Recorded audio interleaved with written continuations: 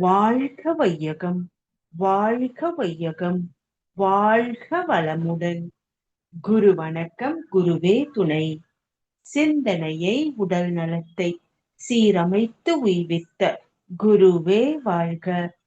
இந்த இனிமையான காலை பொழுதில் டென்மார்க் நார்வே ஸ்கையோகா இணையதளத்திற்கு வருகை தந்திருக்கும் இருபால் மெய் என்பர்களையும் மற்றும் இந்த நிகழ்ச்சியை ஒருங்கிணைத்துக் கொண்டிருக்கும் பாகரத்தை அம்மா அவர்களையும் அன்புடன் வாழ்த்தி வணங்குகிறோம். வாழ்க வளமுடன்.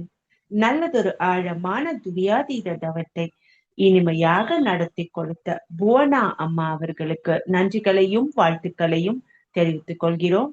இன்று நாம் சிந்தனைக்கு எடுத்துக்கொண்ட தலைப்பு சிந்தாமணி. அருட்தந்தை சூக்குமமாக நிறைந்து இந்த சிந்தனையை சிறப்பித்து தர மானசீகமாக அவரை வணங்கிக் கொள்கிறோம். நமக்குள் இருக்கும் உள்ளொளி பிரமாதமா இருக்கணும் அப்படின்னு சொன்னா நம்முடைய ஆன்மாவை தூய்மையாக வைத்திருக்க வேண்டும். அருட்தந்தை ஆன்மாவின் நிலைகள் 3 அப்படின்னு சொல்றாங்க. காமதேனு, கற்பகம், சிந்தாமணி. அறிவின் 3 இயக்க எல்லைகளை கொண்டு ஆன்மா 3 பெயர்கள்னால நாம அதை சொல்றோம். முதல்ல வர்றது காமதேனு. பக்தி மார்க்கத்துல என்ன சொல்லுவாங்க அப்படின்னு சொன்னா, தேவர்களுக்கு எல்லாம் தாயாக விளங்கும் காமதேனு. காமம் என்பது இச்சை, ஆசையை குறிப்பது. தேனு என்பது பசு. அதாவது தேவர்களும் அசுரர்களும் அமிர்தம் வேண்டி பார்க்கடலை கடைந்த பொழுது பல அதிசய பொருட்கள் வெளிவந்ததாம். அப்பொழுது பாத்தீங்கன்னா அமிர்தத்திற்கு முன்பே வெளிவந்ததுதான் இந்த அதிசய பசு காமதேனு. நினைத்த மாத்திரத்துல எதையும் உருவாக்கும் சக்தி படைத்தது. நம்முடைய மனதின் ஆற்றல் போல செயல்களை செய்து விடுகிறோம் இல்லையா? இந்த மனதை கொண்டுதானே எல்லாம் செய்யறோம். அப்ப காமதேனு ஆன்மீக உலகில் பசு என்பது ஆன்மாவை குறிக்கும் சொல். காமதேனு அப்படின்றது இச்சையை இயல்பாக உடைய ஆன்மா அப்படின்ற பொருள்பட அமைந்திருக்கு. பிறந்த பொழுது யாரும் நாம தவம் கற்றுக்கொண்டா வந்தோம் இல்லதானே? உடல் வரையில எல்லை கட்டி புலன்கள் வழிய புறப்பொருள் கவர்ச்சிகளை ஈர்க்க பெற்று இது வாங்கணும், இதை சேர்த்துக்கணும், அதை வாங்கணும் அப்படின்னு சொல்லிட்டு ஆன்மா செயல் புரியும் பொழுது விளைவுகள் எப்பொழுதும் நன்மையாக வருவது இல்லை. கொஞ்சம் சலிப்பும் துன்பமும் சேர்ந்துதான் வருது. எவ்வளவு பொருள் இருந்தாலும் செல்வம் இருந்தாலும் பொருள் புகழ் செல்வாக்கு என்று எத்தனை இருந்தாலும் அடுத்து என்ன எதை வாங்குவது என்ற மனநிலை தான் பிரதானமா இருக்கு. மனதை எல்லை இல்லாத அதாவது இறைநிலை வரை விரிக்கணும். அப்பொழுதுதான் அது பூரண அமைதி பெறும். அங்க விரிக்க வேண்டியத பொருள்கள்ல விரிச்சா எப்படி சரியா வரும் தானே? சரியா வருமா? இது நமக்கு தெரியாது தானே. அப்படி எல்லாம் இல்லைன்னா அது ஓடிக்கிட்டே இருக்கும். எதை வச்சாலும் விழுங்கிட்டு இன்னும் கொடுங்கன்னு கேட்கும். சமுத்திரத்தை அடையிற வரைக்கும் நீருக்கு அமைதி இல்லை தானே. இறைநிலையுடன் இணையும் வரை இந்த மனதிற்கும் அமைதி இல்லை. சச்சிதானந்தம்னு சொன்னாங்க. திருச்சிற்றம்பலம், நமச்சிவாயம், முருகா எல்லாம் சொன்னாங்க. அதாவது இப்போ அதிகம் வாழ்க வளமுடன் கூட சொல்றாங்க இல்லையா? எல்லாரும் நிறைய இடம் அந்த வார்த்தை அப்படியே தங்கி விட்டதுன்னு சொல்லலாம். சத்து பிளஸ் சித்து பிளஸ் அனந்தம் ஈக்குவல்ஸ் சச்சிதானந்தம். சத்து என்பது இறைநிலை, சித்து என்பது உயிர்நிலை, அனந்தம் என்பது மனநிலை. சத்தாகிய இறைவன் சித்தாகிய உயிரோடு கலந்து அனந்தமாக வெளியே சென்று கொண்டு இருக்கிறான். அவனை இழுத்து சத்தாகிய இறைவனோடு ஐக்கியப்படுத்துவதுதான் சிந்தை மணியான சிந்தாமணி நிலை. இததான் சைவ சித்தாந்தத்துல பதி பசு பாசம்னு சொன்னாங்க. பதி இறைநிலையை குறிப்பது, பசு உயிர்நிலையை குறிப்பது, பாசம் என்பது மனநிலையை குறிப்பது. அப்பொழுது பசு உயிர் எப்படி செல்லணும்? இறைநிலையோடு ஐக்கியமாகி போனோம். ஆனா வரல. இச்சை வயப்பட்டு பசு பாசத்தோடு அந்த பக்கம் வெளியே போயிடுது. செக்கு மாடு மாதிரி செய்ததையே செய்து கொண்டு இருக்கு. அதை விட்டு வெளியே வர கம்ஃபர்ட் ஜோனா ஆயிடுது. நமக்கு இத கட்டுப்படுத்த முடியாததுனாலதான் துன்பம் வருது. பொருள், புகழ், செல்வாக்கு, புலனின்பம் நான்கில் புகுந்து அழுந்தி மனித மனம் புண்ணாய் வருந்துவோர் என்பது ஆன்மாவின் முதல் நிலை காமதேனு. திருச்சிற்றம்பலம், நமச்சிவாயம் என்று எல்லாம் சொன்னாங்க. இந்த உயிர் மேலே சென்று ஐக்கியமாகணும் என்ற கான்செப்ட தான் உள்ள வச்சு சொன்னாங்க. நமச்சிவாயம் என்றாலே என்ன சொல்வாங்க? நமச்சிவாயத்தை நான் மறவேனே என்பாங்க.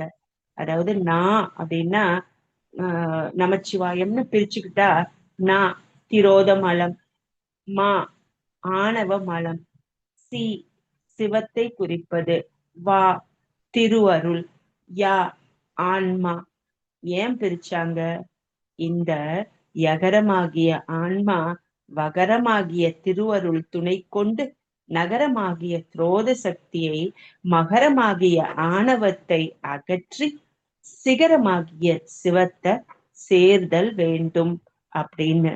பொங்கல் பண்டிகையாக இருந்தாலும் பிள்ளையார் சதுர்த்தியாக இருந்தாலும் சிகரமாகிய இறைவனை நினைந்து சேர்வதுதான். அப்ப சக்தி களம், சிவக்கலம் எல்லாம் செய்தோம் பாருங்க. இதெல்லாம் சரணாகதி தத்துவம் தான். அப்ப அங்க ஃபுல்லா தொலைச்சிட்டு தானே நின்னோம் இவ்வளவு நேரம். நம்மையே நாம கொடுத்து விட்டோம் தானே. இதுதான் மனித பிறவியின் நோக்கம் என்று சைவ சித்தாந்திகள் சொன்னாங்க. இஸ்லாமியர்களுக்கு இது எப்படின்னு சொன்னா, நமச்சிவாயத்தை இப்படி கூட போட்டு பார்த்தா வருது. அதாவது நம்பிக்கை, 5 வேளை தொழுகை, அதாவது மண்டியிடுதல் நாம 2 முறைதான் செய்யறோம். ஆனா அவங்க பாத்தீங்கன்னா 5 முறை செய்யறாங்க. சி அப்படின்னு சொன்னா 1 மாதம் ரமலான் விரதம் எடுக்கிறாங்க. அதாவது சோம் அப்படின்னு சொல்லுவாங்க. அந்த சிந்தி அப்படி எல்லாம் சொல்லுவாங்க. இது சொல்லக்கூடிய ஒரு விரதத்தை குறிப்பது. வா அப்படின்னு பார்க்கும்போது தன்னுடைய வருமானத்தில் 2.5% ஜகாத் என்று வாரி வழங்குறாங்க. கர்மயோகம். யான்னு பார்க்கும்போது ஹஜ்ஜுக்கு யாத்திரை போறாங்க. நம்ம காசி ராமேஸ்வரம் போறது மாதிரி ஹஜ்ஜுக்கு போறது அவங்க மார்க்கத்திற்கு அது பொருந்தது. மனிதனாக பிறந்தால் அவர்கள் காமதேனுவிலேயே தேக்கம் மற்றும் மயக்கம் அடிக்ஷன் ஆகாம மனிதனின் வாழ்வின் நோக்கம் இறைவனை அடைதல். பொருள், புகழ், செல்வாக்கு, புலனின்பத்தில் மயங்கக்கூடாது. பொருள் வேண்டும் மனிதனுக்கு. எந்த அளவு தேவை? அருட்செல்வம், செல்வத்துள் செல்வம், பொருட்செல்வம் பூரியார் கண்ணும் இல்ல. அருட்தந்தை சங்கல்பத்துல நிறை செல்வம் அப்படின்னு சொல்றாங்க. நிறைய செல்வம்னு கேட்கல. நிறைய கேட்டா பிரச்சனை தான். எப்பொழுதும் நதியில நீர் போய்கிட்டே வந்துகிட்டே இருக்கிற மாதிரி ஓடும் நீரில் இடத்தை நிரப்ப வேறு நீர் வந்து அங்க நிறைஞ்சிடணும். ஆக அதே போலதான் செல்வமும் எப்பொழுதும் இருந்து கொண்டு இருக்கணும். நீர் எப்பொழுதும் நிறைந்தே காணப்படும். அது போல தேவையான செல்வம் எப்பொழுதும் இருக்கணும்னு வேண்டுவதுதான் இயற்கை. இதுல எந்த தவறும் இல்ல. அருத்தந்தை சொல்லுவாங்க, சூட்சமமா நமக்கு என்ன வேணுமோ அதை கேட்டு பெற்றுக்கொள்ளணும் இறைநிலை கிட்ட. அப்போ அதற்குதான் இந்த சங்கல்பத்தை நமக்கு வச்சாங்க. அருட்செல்வம், பொருட்செல்வம், செவிச்செல்வம், செல்வத்துள் செல்வம், செவிச்செல்வம், அச்செல்வம் செல்வத்துள் எல்லாம் தலை. ஆக பொருளுக்கு அடுத்ததாக புகழ்.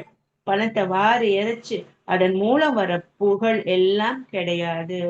எல்லாரும் தன்னை புகழணும்னு கொடுக்கறது கிடையாது. அதற்கு பேர் அதனால வர புகழ் நிலைக்காது. அருத்தந்தை அதையெல்லாம் சொல்லல. எது உயர் புகழ்? நன்மை செய்து அந்த மனசு அப்படியே இழகி வாழ்த்துறாங்க பாருங்க. பிற உயிர் மனதார வாழ்த்தும் பொழுது அதுதான் உயர் புகழ். நமக்கு நன்மை செய்யும். அதாவது செல்வாக்குன்னு பார்த்தா சமுதாய தொண்டின் மூலம்தான் எனக்கு வரக்கூடிய செல்வாக்கு. அப்ப புலனின்பம் இங்கு அளவு முறை மீறாமல் இருப்பது. அப்ப மீறினால் இச்சையின் வழியே நம்மளை கொண்டு போய் விட்டுரும். எத்தனை உயிர்கள் துன்பப்பட்டு இருக்கு இல்லையா? அப்போ எவ்வளவு தவறான வழக்கங்கள் எல்லாம் இருக்கு, நாம பாக்குறோம் தானே. நியூஸ் எல்லாம் பாக்குறதுக்கே மனசு வரமாட்டேங்குது தானே. ஆக ஆன்மா உடல் வரையில் எல்லை கட்டி புலன் வழியே செயல்படும் பொழுது விளைவுகள் அப்படி இருக்கும், துன்பமாக இருக்கும். அறிவை புலன்களில் அதிக நாள் பழகினேன், அறிவு புலன்களுக்கு அடிமையாகிவிட்டது, அதன் பலன் உணர்ச்சிகள் அறிவை வென்றன. அறிவை அறிவால் ஆராய பழகினேன், அந்த நிலையிலும் புலன்களை இயக்கினேன், அறிவு அகண்டாகாரத்தில் நிலை பெற சிந்தாமணி, அதாவது நான் தூரியாதீதத்தில் மேலே சென்று வர அதிக விழிப்பும் அடக்கமும் பெற்றது. அறிவு புலன்களை வென்றது, அறிந்தது. இங்கு வாருங்கள் அமைதியை விரும்புவோர் என்று மனவளக்கலை மன்றங்களுக்கு வர சொல்றாங்க அருட்தந்தை. என் மனம் அறிவை சார்ந்து செல்லும் பொழுது இச்சை என்னை விட்டு சென்றது. மனம் இந்த இடத்தில் அமைதி பெறுகிறது. இரண்டாவது கற்பகம். கற்பகம், கற்பு என்பது உறுதி, திடமான, ஒழுக்கம் நிறைந்த. அம்மிக்கல் மீது அதாவது திருமணம் ஆகும் பொழுது கணவர் என்ன பண்றாங்க, காலை தூக்கி அந்த அம்மி மேல வச்சு சொல்றாங்க, எப்படி திடமான மனம் உள்ள கற்புக்கரசியாக அப்படின்னு அழைப்பதாக அந்த சாங்கியம் இருக்கு. அகம் என்பது உள்ளம். கற்பகம் என்ற நிலையில ஆன்மா உயிர் வரையில் உணர்ந்து விரிந்து ஆற்றும் தகுதி பெற்ற நிலை. அதாவது இச்சித்து தூய்த்து சலிப்பும் துன்பமும் பெற்ற ஆன்மா சிந்தனையில் ஆழ்கிறது. புற இயக்கம் விடுத்து தன் அடக்கம் உண்டாகி உயிர்நிலையின் சிறப்பை அறிகின்றது. அறிவை படற்கை ஆற்றலாகவே அறிந்து கொள்கிறது. விளைவறிந்து செயலாற்றும் தகமை ஓங்குது. செய்யக்கூடியவை செய்யக்கூடாதவை இவற்றை விளங்கி விளக்க வழியில் தன் தேவை பழக்கம் இவற்றை ஒழுங்குபடுத்தி கொள்கிறது. இந்த அளவுல அறிவு உறுதி பெற்ற போது ஒழுங்கும் இயல்பாகிறது. உறுதியும் ஒழுக்கமும் பெற்ற ஆன்மாவின் அந்த மதிப்புள்ள உயிர்நிலைதான் கற்பகம். அகம் என்றால் உள்ளம். கற்பு என்பது உறுதியும் ஒழுக்கமும் பெற்ற நிலை. இது ஆன்மாவின் வளர்ச்சி நிலையில் இரண்டாவது கட்டம். இதற்கு தான் தவம் இயற்றணும். தவம் செய்வார் தம் கர்மம் செய்வார், மற்றெல்லாம் அவம் செய்வார் ஆசைக்கு உட்பட்டு. பாரதியை சொல்லும் பொழுது செய்கதவம் நெஞ்சே தவம் செய்வாய், எய்த விரும்பியதை எய்தலாம் அப்படின்னு சொல்றாங்க. திருமூலர் சொல்லும் போது மனிதர் உணர்வுகளை எண்ணங்களை கொண்டு நடுமூக்கில் வைத்து விட்டால் வாட்டம் இல்லை, மணிக்கு அழிவில்லை, ஓட்டமும் இல்லை, உணர்வு இல்லை, தான் இல்லை, தேட்டமும் இல்லை அப்படின்றாங்க. அதனால்தான் பெரியவர்கள் சிந்தனை செய் மனமே, செய்தால் தீவினை அகன்றிடுமே, சிவகாமி மகனே சண்முகனே சிந்தனை செய் மனமே. அதாவது காந்தன் கந்தனாக மாறியவன் இல்லையா, கந்தன் காந்தனாக மாறியவன். அனைத்தையும் சிந்திக்கணும், எந்த ஒன்றையும் நுணுகி ஆராய்ந்து தெளிந்து உணர்ந்து கொள்ளும் திறனே சிந்தனை. இதுதான் கற்பகம். நீங்க பாத்தீங்கன்னா இப்ப நம்ம ஒரு தியானம் செய்யறோம், அப்ப என்ன ஆகுது, ஒரு நிமிஷத்துல முழு கவனமும் என்ன ஆயிடும் அப்படின்னு சொன்னா அதுல இருக்கும். அப்ப கவனம் சிதறாம ஒரு நிலைப்பட்டு குவியும். கொஞ்ச நேரத்துல மனமே காணாம போயிடும். நிஜதானே? சக்தி ஓட்டம் மட்டும்தான் இருக்கும். அதாவது போக்கஸ்டா இருக்கும். நம்ம அந்த இடத்துல பாஸ்டும் கிடையாது, ஃபியூச்சரும் கிடையாது. அது விழிப்பு. அந்த இடத்துல ஒரு எக்ஸ்ட்ரசி, ஒரு பேரானந்தம் வந்துச்சு இல்லையா, அதுக்கு எல்லை கிடையாது. நினைத்து பார்க்க முடியாத ஆனந்தம். அதை எப்படி சொல்லுவாங்கன்னா, தாரணான்னு சொல்லும் போது கூட ஒரு கிரிக்கெட் மேட்ச சொல்லுவாங்க. உலகமே உட்கார்ந்து பார்த்துட்டு இருக்கு. நம்ம நம்ம பாத்தீங்கன்னா நிறைய பேர் பார்ப்பாங்க. அங்க உட்கார்ந்து ஸ்டேடியத்துல பாக்குறவங்களே 1,00,000த்துக்கு மேல இருப்பாங்கன்னா, ஒரு 10 கோடி பேராவது டிவியில பார்த்துட்டு இருப்பாங்க. லாஸ்ட் ஓவர் 6 பால் இருக்கு, 2 ரன் அடிக்கணும் அப்படின்னு சொன்னா, அப்ப என்ன அப்படின்னு சொன்னா, அந்த மக்கள் எல்லாம் அதுல ஒரு எக்ஸைட்மெண்ட் இருக்கும். அந்த நேரத்துல ஃபுல் அட்டென்ஷனும் அந்த பால்ல தான் இருக்கும். அதாவது எக்ஸைட்மெண்ட் இருக்கும் பாருங்க. அதாவது மனம் வந்து தெரிஞ்ச விஷயத்துல வச்சுக்கிட்டு தாங்க வேலை செய்யும். தெரியாத விஷயத்துக்கு போகாது. அந்த நேரத்துல ஒரு இது இருக்கும், விழிப்பு இருக்கும். அந்த மொமெண்ட் அப்ப பாஸ்ட் ஞாபகம் வருமா? பிரசன்ட் தான் இருக்குமா அப்படின்னு சொல்லி பார்த்தா அந்த பிரசன்ட்ல நிப்பாங்க. அதாவது அந்த நேரத்துல சாப்பாடு சாப்பிடுறியான்னு கேட்டா, அம்மா எடுத்து வைமா வரேம்மா அப்படிம்பாங்க. அப்ப என்ன, குழந்தை குழந்தைங்க, கணவன் மனைவி இப்படி நினைவு கூட வராது. அவர்கள் நினைப்பு முழுவதும் அடுத்த பால்ல தான் இருக்கும். தெரியாத நிலை, திறந்த மனம். அப்ப இததான் அந்த லேசர் ஷார்ப்னஸ் சொல்லுவாங்க. அந்த இடத்துல ஒரு உற்சாகம் இருக்கும். அப்போ அப்ப என்ன அப்படின்னு சொன்னா, அப்படி ஒரு அப்படி ஒரு உற்சாகம், அந்த சக்தி அந்த இடத்துல வேலை செய்யும் போது இத விழிப்பு நிலைன்னு சொல்றோம். மனம் விருத்தி அற்ற நிலை அப்படின்னு சொல்லலாம்.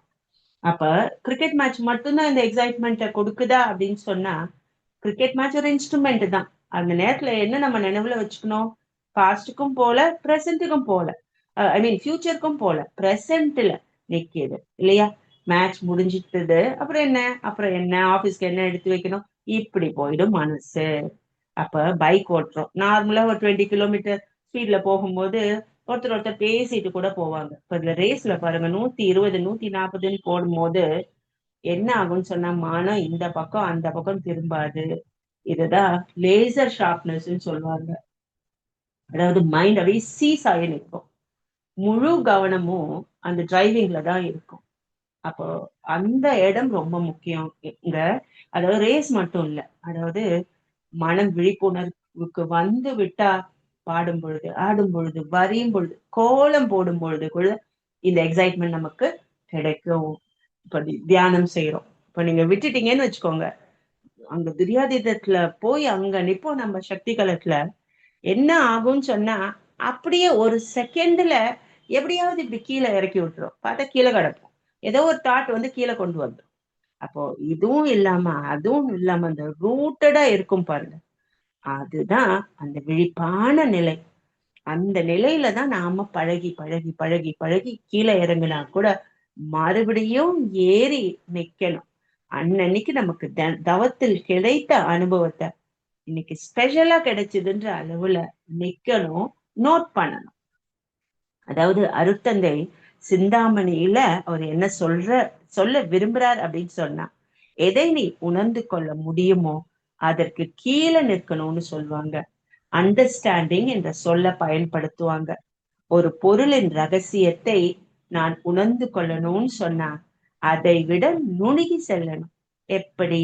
Stand under. பூ பூக்கும் ஓசை, அதை கேட்கத்தான் ஆசை. பூ பூக்கும் பொழுது இடியை போல ஓசை வருது. 6 மணிக்கு எல்லா பாத்தீங்கன்னா அப்படி ஒரு சவுண்ட் வருமாங்க அதுக்குள்ளேந்து. 6 மணிக்கு எல்லா அரும்பும் பூக்குது. பூக்கும் பொழுது வரும் ஓசைய யாரும் கேட்கறது கிடையாது.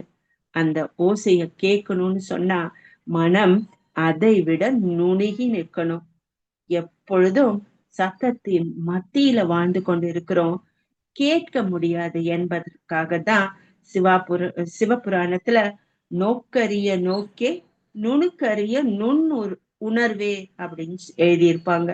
சிந்தனை உயர உயர தேவையற்ற சடங்குகள் விலகி போகும். சிக்கனம் சிந்தனை சீர்திருத்தம் சிறந்த வாழ்வு எய்த இயலும்.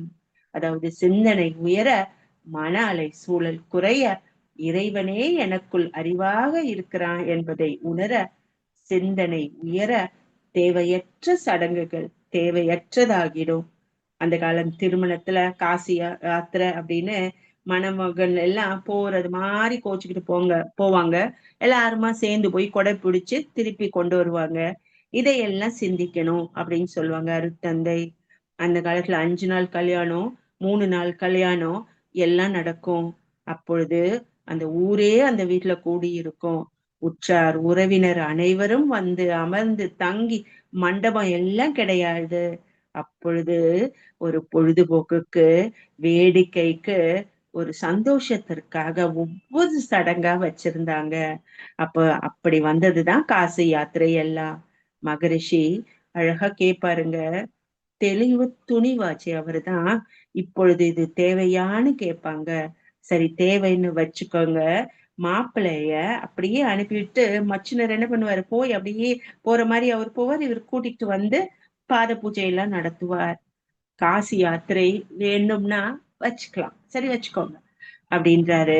இப்போ ஒரு மனைவி நல்ல வேட்புல சொல்லும் ஒரு பாடல் இருக்கு இல்லையா, பெற்றோரை பிறந்தகத்தை பிறந்த ஊரை பிரிந்து வந்து பெருநோக்கில் கடமையற மாற்றும்.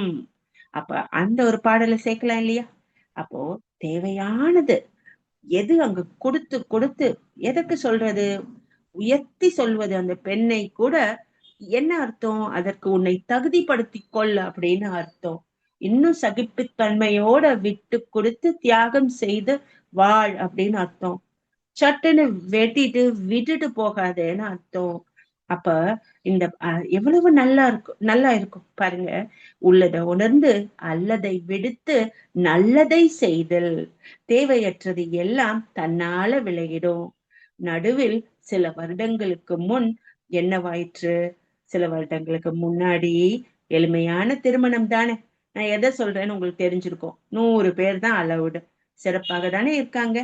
கல்யாணத்துல இவ்வளவு மிச்சம் பிடிக்கலாம் அப்படின்னு இயற்கை பாடம் நடத்திட்டு தானே சென்றது.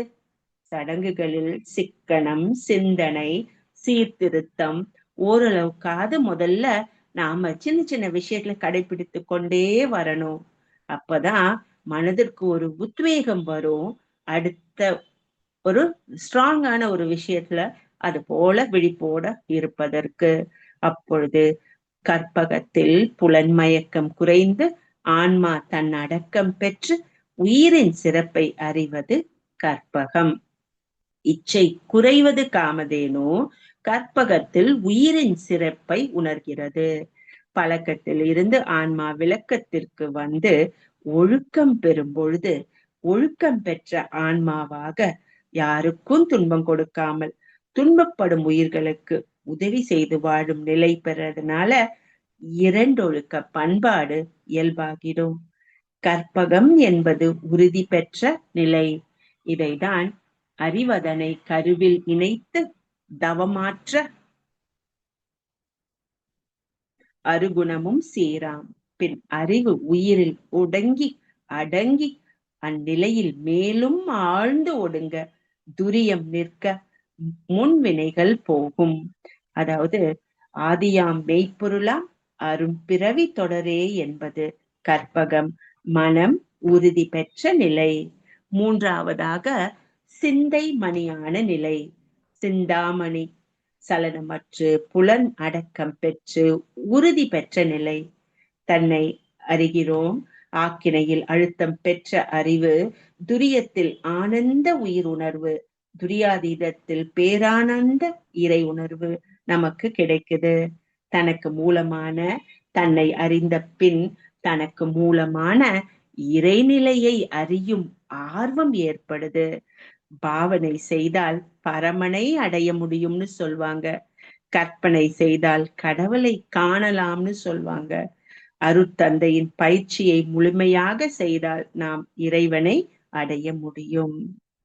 அருகுண சீரமைப்பு என்கிற தட்டை ஏந்தி வந்தால் பிரம்ம ஞான கனியை நான் தர தயாராக இருக்கிறேன் அப்படின்னு சொல்லுவாங்க அருட்தந்தை. கோயில் என்பது ஏதடா, தில்லை சென்று பாரடா. எல்லோரும் சிதம்பரம் சென்று பார்த்தார்கள், என்ன இருக்கிறது, சிதம்பர ரகசியம். ஸ்கிரீனை எடுத்து காமிப்பாங்க, அங்க ஒண்ணுமே இருக்காது. ஒன்றுமில்லாததிலிருந்துதான் அண்ட சராசரமும் வந்தது. ஒன்றுமில்லாதது என்று நாம் நினைத்து கொண்டிருப்பதிலிருந்து. சரி, ஐயப்பன் சன்னதிக்கு போலாம்னா 18 படிகள் ஏறணும். அங்க ஒரு அழகான ஒரு வார்த்தை எழுதப்பட்டிருக்கும், தத்துவமசி அப்படின்னு சொல்லிட்டு. அதாவது அறிவு சலனமற்று புலனடங்கி ஆன்மா முற்றறிவை அடையும் உயர்ந்த நிலைக்கு செல்லணும். சிந்தாமணி என்பது மனதை மணி போல தூய்மையாக நிலையானதாக மாற்றுவது. 3லிருந்து 1 வரை நமது மன அலை சுழலை குறைத்து 1க்கு கீழாகவும் கூட குறைக்க முடியும். அதாவது மனம் அலை சூழலை சிறிது சிறிதாக தவத்தின் மூலம் குறைத்துக் கொண்டே போய் முடிவாக தான் இயக்கமற்ற அமைதி நிலையை பெறுகிறது, மெய்ப்பொருளாகி விடுகிறது. தனது இருப்பு நிலை அணு முதற்கொண்டு அண்டங்கள் அனைத்துக்கும் அப்பாலுள்ள பெருவழி வரையில் நிறைந்து இருக்கும் பெருமையை உணர்ந்து கொள்கிறது. அதாவது ஒரு நல்ல திருப்பம் நம்ம மனதுக்கு நாம கொடுக்கும் பொழுது, இச்சையை தொழிலாக உடைய ஆன்மாவை அதன் போக்கிலிருந்து திருப்பி விடணும். இது மனித குலத்திற்கு முக்கியம் அப்படின்னு நம் முன்னோர்கள் சொன்னாங்க. ஆன்மாவிற்கு ஒரு உயர்வு கிட்டணும்னு சொன்னா தாம் விருப்பம் போல நிலைத்து நிற்க முறையான பயிற்சி அவசியம்.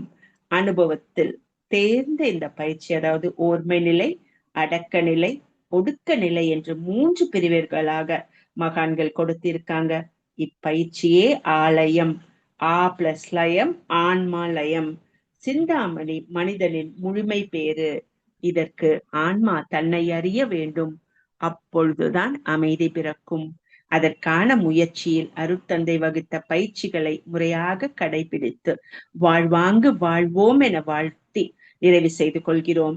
நல்லதொரு வாய்ப்பை நல்கிய இறைமையை, குருவை வணங்கி மற்றும் sky yoga Norway Denmark zoom வழி குழுமத்திற்கும் இந்த நிகழ்ச்சியில் இணைந்து செவிமடுத்து சிறப்பித்துக் கொண்டிருக்கும் அன்பு உள்ளங்களுக்கும் தொகுப்பாளர்களுக்கும் பின்புலத்தில் இருந்து உதவி கொண்டிருக்கும் நண்பர்களுக்கும் டிஜிட்டல் சொல்யூஷன்ஸ் தொழில்நுட்ப வல்லுநர்களுக்கும் உளமார்ந்த நன்றிகளையும் வாழ்த்துக்களையும் உரியதாக்கி நிறைவு செய்து கொள்கிறோம். நன்றி. வாழ்க வளமுடன்.